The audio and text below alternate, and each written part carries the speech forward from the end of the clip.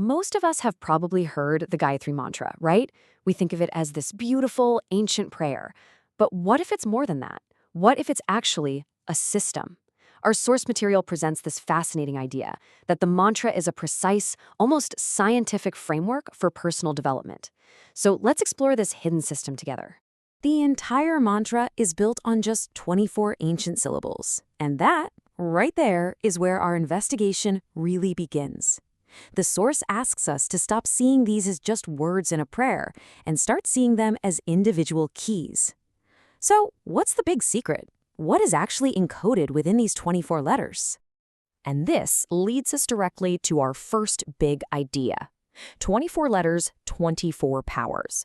The core concept here is that to truly understand the mantra's power, you can't just look at it as one single block of text. Nope, you have to break it down into its fundamental parts. 24. Let's let that number sink in, because it's the foundation for everything else. The theory is that each letter within the Gayatri Mantra isn't just a sound.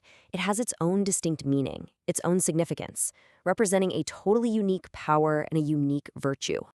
And here is the central claim. Each and every one of those 24 letters is seen as a direct source for a specific virtue and a corresponding spiritual power, which is known as a siddhi. Think of it like a one-to-one map, This sound equals this specific personal strength.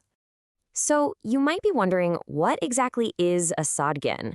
Well, the source defines it as the collection of foundational virtues and positive tendencies that literally form the building blocks of an excellent character. They're like the essential ingredients for a well-developed personality.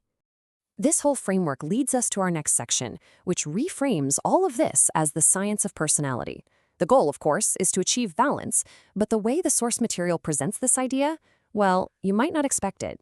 Get this, here's the central analogy. We all understand that for physical health, our bodies need the right chemical balance.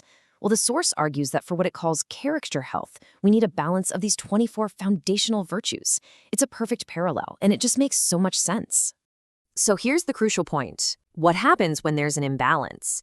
A deficiency in even one of these 24 virtues creates a flaw, a weak spot in the personality. And according to the source, this flaw isn't just some minor issue. It becomes a real, tangible obstacle that actively blocks our progress and stops us from reaching our full potential in life. And this is where the practice itself comes in. Gayatri sadhana, that's the disciplined recitation or meditation on the mantra, is presented here as a targeted spiritual remedy. It's just like how you might take a supplement for a vitamin deficiency. This practice is seen as the way to consciously correct these character deficiencies. Now, this brings up a pretty logical question, doesn't it? If it's just one mantra, one single source, how could it possibly produce so many different results? How can one single practice address so many different personal needs for so many different people? The source provides a fantastic analogy to explain this. Think about milk. When a wrestler drinks it, they build strength. A student drinks the same milk, their memory is said to improve. For a yogi, that same milk helps them concentrate in meditation. The source is the same, but the outcome is totally tailored to what the individual needs. This chart just breaks it down perfectly. You have one source, milk, and it leads to completely different need-based outcomes. The milk itself doesn't change. It just provides a universal kind of nourishment that each person's body uses for its own specific requirements. The Gayatri Mantra is proposed to work in the exact same way, but for our inner selves. Here's another beautiful way to look at it. There's only one sun, but its light creates countless unique reflections on the surface of the water. Every single wave reflects that one light differently. In the same way, the one energy of the mantra is said to reflect differently based on the unique mental and spiritual state of each individual. So, all of this culminates in a really profound idea that ties everything together. It's all about the relationship between our own hard work and what we might call divine help or grace. This brings us to a timeless debate.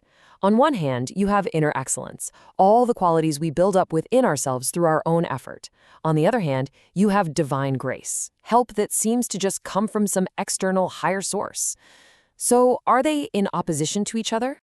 I mean, on the surface, these two concepts feel worlds apart. One is all about self-reliance, the other is about surrender. They seem as different as the earth and the sky. But are they really? And here is the final, profound insight from our source. They are not different things at all. Inner excellence and divine grace are simply two different ways of describing the same reality. The virtues that grow within our personality are the evidence of that grace. Our personal effort is simply the channel through which it flows. They're one and the same. And that leaves us with a final, reflective thought. If each of those 24 letters truly is a key to a specific power, a specific virtue that can be cultivated, it makes you ask a very personal question. Which of these powers would you want to awaken in your life?